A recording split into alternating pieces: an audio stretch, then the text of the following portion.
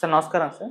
నమస్తే అండి. Sir 'Skanda', 'double iSmart' లాంటి బ్యాక్ టు బ్యాక్ డిజాస్టర్స్ తర్వాత చాలా గ్యాప్ తీసుకొని, టైం తీసుకొని మరి రామ్ గారైతే ఈ 'ఆంధ్ర కింగ్ తాలూకా' అనే ఒక సినిమా చేయడం జరిగింది. సో, అభిమాని బయోపిక్ అని చెప్పేసి ప్రచారం చేస్తూ అయితే వచ్చారు. మరి ఇప్పుడు ఈ రోజు రిలీజ్ అయింది. మరి ఇంత డిజాస్టర్స్ తర్వాత ఈ సినిమా అతనికి కమ్‌బ్యాక్ ఇచ్చిందా? మరి మీ రివ్యూ ఏంటి ఈ సినిమా మీద? ఎలా ఉంది సార్? అంటే రామ్ తన్ని తాను తగ్గించుకున్నాడు. హ్మ్. తగ్గించుకోవాల్సినటువంటి సందర్భం ఆయన గమనించాడు, అర్థం చేసుకున్నాడు. అంటే హీరో తనని తాను ఒక అగ్రశ్రేణి హీరోగా అనుకున్న వ్యక్తి అభిమానిగా నటించటానికి సిద్ధపడటం అంటేనే తగ్గించుకోవడం. అలా నేల మీద నిలబడేటువంటి పాత్రని ఎంపిక చేసుకోవాలి అని డిసైడ్ అయ్యాడు. ఆ టైంలో అతనికి వచ్చినటువంటి అవకాశం ఇది. ఈ డైరెక్టర్ మహేష్ ఆయనకు అనుభవం ఉన్నటువంటి దర్శకుడే ఆయన. కన్నడంలో సినిమాలు తీశాడు ఇంతకుముందు. అయితే ఉపేంద్రని ఎంపిక చేసుకోవటం కూడా వ్యూహాత్మకంగానే వెళ్ళారు వీళ్ళు, కంపారిజన్స్ రాకుండా. తెలుగులో ఇంకో హీరోని ఎవరినైనా పట్టుకొస్తే కంపారిజన్స్ వచ్చేవి. ఆ గొడవలోకి వెళ్ళకూడదు అనే ఉద్దేశము. వీళ్ళు ఏం చెప్పదలుచుకున్నారో ఆ సెంట్రల్ ఐడియా దెబ్బతినకూడదు అనేది ఉద్దేశం. ఏం లేదు, చాలా సింపుల్ స్టోరీ. పెద్దగా ఆడియన్స్ ఏం జరగబోతోంది అనేది కొంత ప్రెడిక్టబుల్గానే నడిచేటువంటి కథే. కాకపోతే ఆ ఉన్న దానిలోనే కొన్ని సర్ప్రైజింగ్ ఎలిమెంట్స్ జల్లుకుంటూ ఎంగేజింగ్గా నడిపాడు సినిమాని. ఎంగేజింగ్గా నడపడంతో పాటు హీరో క్యారెక్టర్ని ఎప్పుడైతే నేల మీద నుంచోబెట్టాడో, ఆ నుంచోబెట్టిన తర్వాత మిగిలిన పాత్రలకి అవకాశం కనిపించడానికి ఒక స్కోప్ దొరికింది. ఇంతకుముందు రామ్ నటించినటువంటి సినిమాల్లో రామ్ అతని గ్యాంగ్ తప్ప ఇంకెవరూ కనిపించేవారు కాదు, ఇంక్లూడింగ్ హీరోయిన్. హీరోయిన్ పాత్ర కూడా జస్ట్ గ్లామర్ సేక్ ఉండేది తప్ప పెద్దగా ప్రాముఖ్యత లేని పాత్ర. హీరో సెంట్రిక్గానే సినిమా నడిచేది. ఎప్పుడైతే హీరో సెంట్రిక్నెస్ నుంచి బయటకు వచ్చారో హీరోయిన్ క్యారెక్టర్కి కూడా కొంత స్కోప్ దొరికింది ఈ సినిమాలో. దొరకటం వలన ఆ అమ్మాయి కూడా, భాగ్యశ్రీ కూడా బెటర్ పెర్ఫార్మెన్స్ ఇచ్చింది ఈ సినిమాలో కంపారిటివ్గా. తను కేవలం గ్లామర్ డాల్ మాత్రమే కాదు, కొంచెం పెర్ఫార్మెన్స్ ఉన్నటువంటి నటి అనే విషయాన్ని ఈ మధ్య రెగ్యులర్గా తను ప్రూవ్ చేసుకుంటోంది.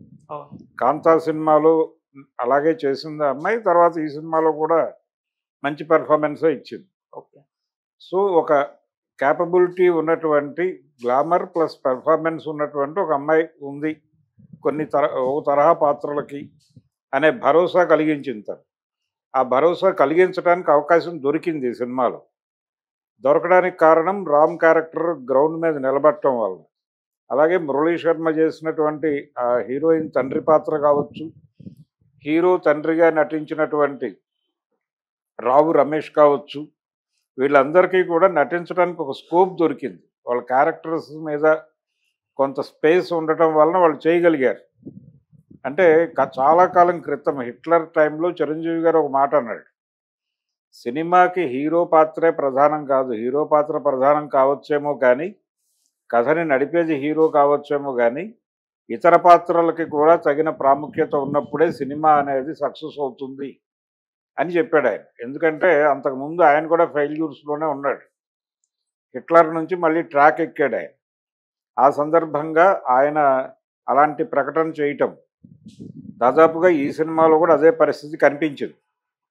అందుకని ఈ కథలో మెరుపులు లేవు కానీ ఒక అభిమాని బయోపిక్గా సినిమాని నడపటం అంటే ప్రతి హీరోకి ఒక క్రైసిస్ వస్తుంది.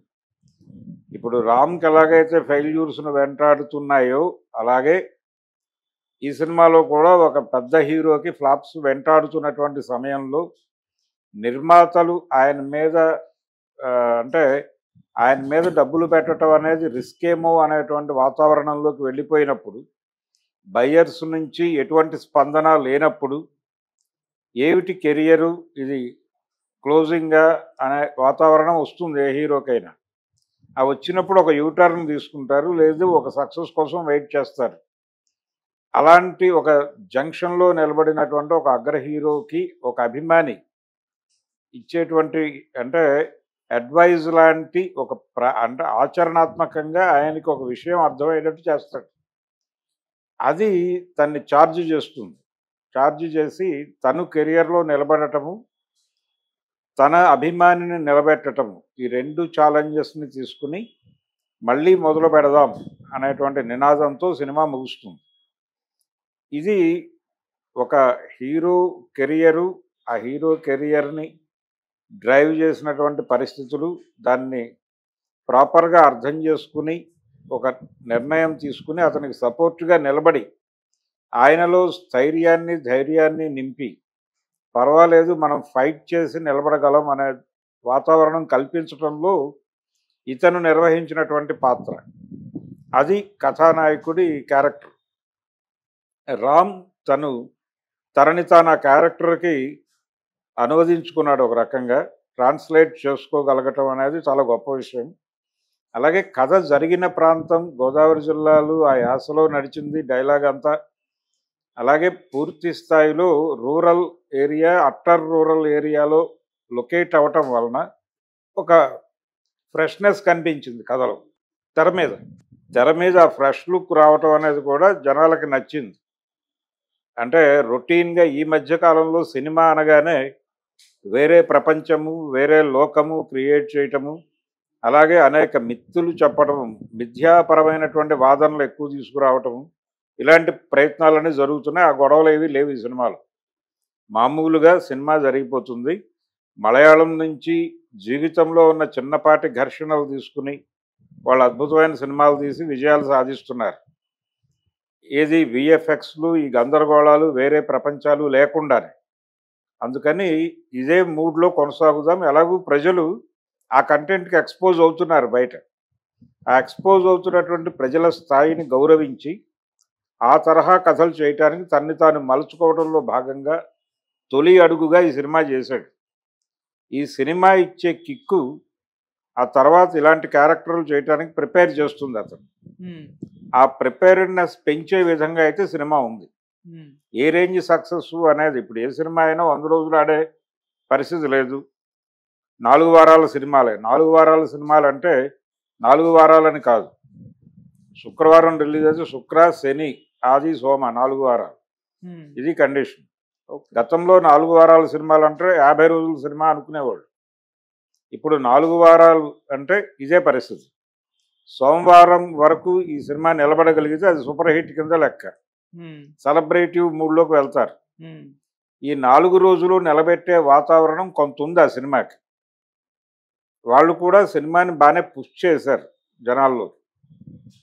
కొంత వర్కౌట్ అయ్యే పరిస్థితి ఉంది. పోటీ పెద్దగా లేదు కాబట్టి అనువైన వాతావరణంలో ఈ కథ జనాలకు కనెక్ట్ అవుతుందనే అనుకుంటున్నాను నేను. ఓకే సార్, రేటింగ్ ఎంత ఇస్తారు సార్? 2.5 ఇవ్వచ్చండి. Thank you so much. Thank you.